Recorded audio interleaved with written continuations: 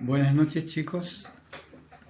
Aquí vamos a comenzar un extracto de lo que es la primera clase, geometría tridimensional. El objetivo de la clase es reconocer y aplicar las diferentes formas de la ecuación de una recta en el espacio y determinar el tipo de interacción entre ellas. Rectas en el espacio. Vamos a comenzar con la ecuación vectorial de una recta. ¿Cómo se describe la ecuación vectorial de una recta? ¿Qué elementos se necesitan para describir una ecuación vectorial de la recta? Solo se necesita un punto en el espacio y un vector director cualquiera.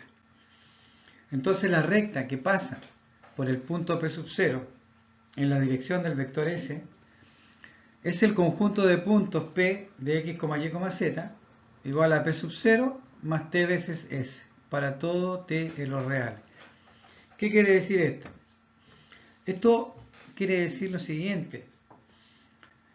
Acá, esto que está aquí, esta expresión matemática, es una suma vectorial, donde S es un vector, T es un número real multiplicado por S, sigue siendo un vector, y se está sumando con un punto, y uno dice, ¿cómo puede ser un vector y un punto? Lo que pasa es que en el espacio, la representación de un punto y del vector que describe ese punto son exactamente iguales.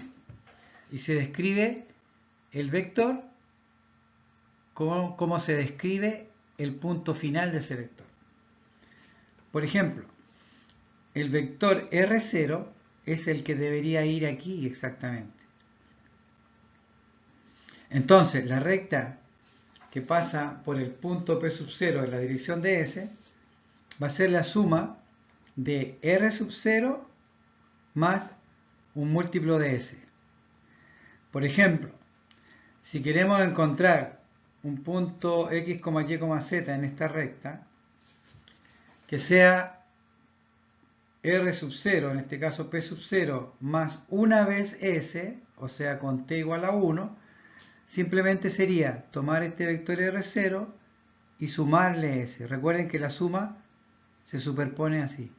Entonces nos daría un punto en esta altura, o por aquí más o menos. Si yo le sumo dos veces S, o sea, si el parámetro T lo considero como valor de positivo 2, sería R sub 0 más S más S. Quizás nos daría este punto que está aquí. Pero, si se fijan, siempre va a estar en esta dirección. Y eso va describiendo los puntos de la recta. Ahora, si T es positivo en los reales, entonces nos van a dar todos los puntos que están a la derecha de P sub 0 en este dibujo. Si T es negativo, nos van a dar todos los puntos que están a la izquierda de P sub 0. Si T toma el valor de 0, entonces nos va a dar exactamente P sub 0. Por lo tanto, con esta escritura que tenemos aquí, nosotros podemos escribir cualquier punto que está sobre la recta. En el ejemplo 1, nos piden encontrar la recta que pasa por el punto P sub 0 en la dirección del vector S. Como ya tenemos la ecuación, nosotros podemos ver aquí que cada punto de la recta está descrito por la suma entre el vector 1, 2, 3 más t veces el vector 1, 0, 1, donde el 1, 2, 3 representa al punto por el cual la recta está pasando en el espacio y t sub y 1,0,1 representa la dirección de aquella recta. Aquí podemos ver el punto 1,2,3 y el vector 1,01 tiene esa dirección. Así que la recta está perfectamente descrita por estos dos elementos. Bueno, de la recta en R3, aparte de la ecuación vectorial que vimos recién, ¿verdad? Tenemos dos tipos de ecuaciones que describen a la misma recta. Uno de ellos son las ecuaciones paramétricas. Las ecuaciones paramétricas describen los puntos de la recta parcialmente. Es decir, primero se dice que el x, que sería la primera coordenada de un punto cualquiera de la recta, está escrito como la primera coordenada del punto inicial más t veces la primera coordenada del vector director. Asimismo, la segunda coordenada del punto de la recta es igual a la segunda coordenada del punto inicial más t veces la segunda coordenada del vector director. Y finalmente, la coordenada z, la tercera coordenada del punto de la recta, es igual a la tercera coordenada del punto inicial más t veces la tercera coordenada del vector director. Esto constituye tres ecuaciones en base al parámetro t. Por eso se llaman ecuaciones paramétricas. Lo importante es que t es un valor que puede tomar cualquiera en los números reales. También tenemos las ecuaciones llamadas simétricas. Estas ecuaciones se obtienen a partir de la ecuación vectorial o de la ecuación paramétrica o de la ecuación vectorial. De cualquiera de las dos, uno puede obtener estas ecuaciones eliminando el parámetro t. Es decir, por ejemplo, en estas ecuaciones paramétricas, nosotros podemos despejar el parámetro t restando x0 y dividiendo por s1. En el segundo caso, restando y0, dividiendo por s2. Y en el caso de z, pasando a restar ese 0 y dividiendo por ese 3, y obtenemos estas ecuaciones simétricas. Es decir, t es igual a x menos x0 sobre s1. Esto es t. En el segundo caso, t es igual a y menos y0 sobre s2, que sería este caso. Y en el tercer caso, t, despejando t, sería z menos z0 sobre s3, que sería esto. Es decir, aquí tenemos t, aquí tenemos t y aquí tenemos t. El mismo valor de t para las tres ecuaciones, por lo tanto, estas tres ecuaciones que aparecen aquí son iguales. ¿Por qué decimos tres ecuaciones? Porque si tapamos este, tenemos esta primera ecuación. Si tapamos este, tenemos esta segunda ecuación. Y si tapamos este, otro término, tenemos esta tercera ecuación. Así que son tres ecuaciones. Ahora, estas ecuaciones simétricas son muy especiales, porque no siempre van a tener esta forma que ustedes ven aquí. Porque cuando el vector director tiene alguna de sus coordenadas igual a 0, ya aquí ya no puedo dividir, no puedo pasar dividiendo por la coordenada respectiva del vector director. Por ejemplo, supongamos que S2 es 0. Si S2 es 0, vamos a tener la ecuación siguiente. Puedo despejar t de la primera y sería esta expresión que tengo aquí. Pero ya no puedo despejar t de la segunda, pero despejo t de la tercera y tengo esta expresión que está aquí.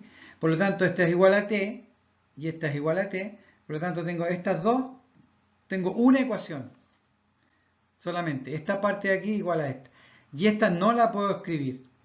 Pero para describir me quedaría la segunda ecuación de la ecuación paramétrica, me quedaría y igual a y0.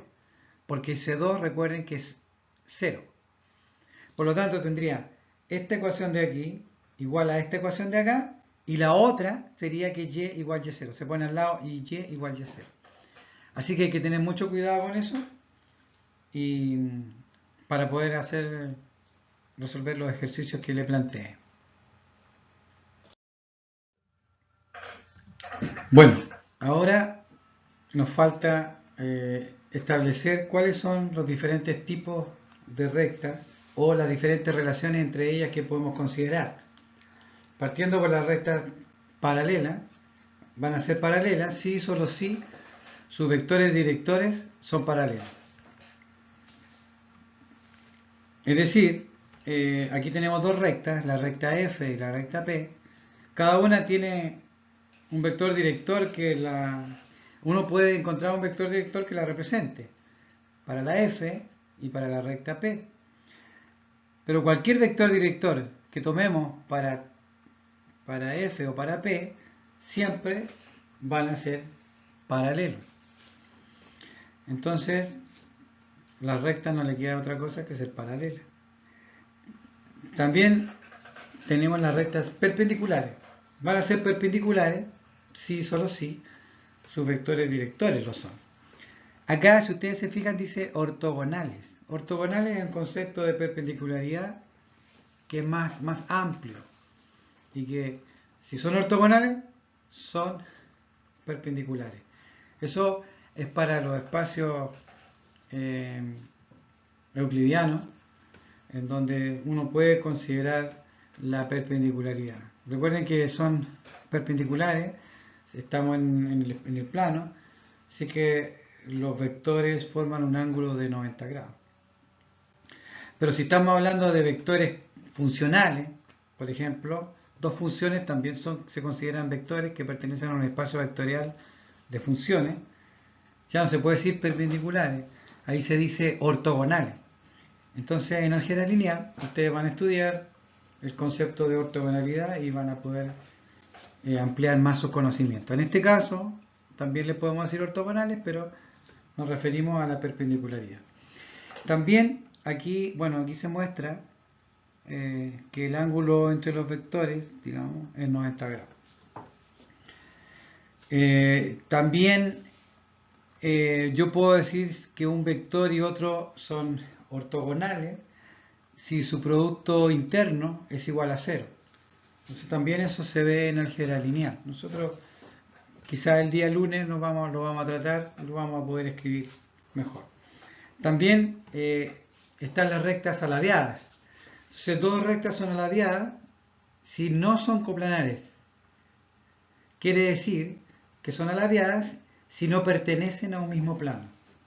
Si cada una descansa, como la figura lo muestra, en dos planos diferentes. Entonces, en ese caso, se dicen alabeadas. Como que se cruzan a la distancia, como que esta va así, pero no se tocan. ¿Ya? Pero si yo la mirara de un punto superior aquí, vería hacia abajo como que se cruzan. Pero realmente se cruzan a distancia. Entonces pertenecen a planos diferentes. Y también están las rectas secantes, que son rectas que se intersectan en un punto. Aquí podemos ver que la recta roja y la recta negra se intersectan en un punto especial ahí. Ahora, ¿de qué me sirve saber distinguir estos tipos de relaciones? Primero, me va a servir cuando necesite encontrar alguna recta paralela a otra o alguna recta perpendicular a otra. Si me dicen ese concepto, yo ya sé interpretar ese concepto. Ahora, alabeada significa que la intersección entre ellas es siempre nula, digamos, vacía, no hay un elemento en la intersección. Y cuando son secantes, existe efectivamente un elemento en la intersección. Entonces nosotros debemos, en la primera clase, saber calcular e interpretar todos estos tipos de rectas y específicamente calcular cuándo existe esta situación y encontrar ese punto o cuándo existe esta otra situación. Recuerden que las ecuaciones de cada recta, si las juntamos, estas constituyen un sistema de ecuaciones. Entonces, cuando el sistema de ecuaciones es consistente o tiene solución, no va a suceder esto de aquí, sino que va a suceder esto de acá, va a haber una intersección o van a ser las mismas rectas. En cambio aquí la solución de ese sistema es vacío. Bueno, eso sería todo por ahora. Es un pequeño extracto de lo que tenemos que ver. Lo más importante es tener los conceptos, pero ejercitarlos. Así que los espero en la primera clase. Buenas noches, muchachos.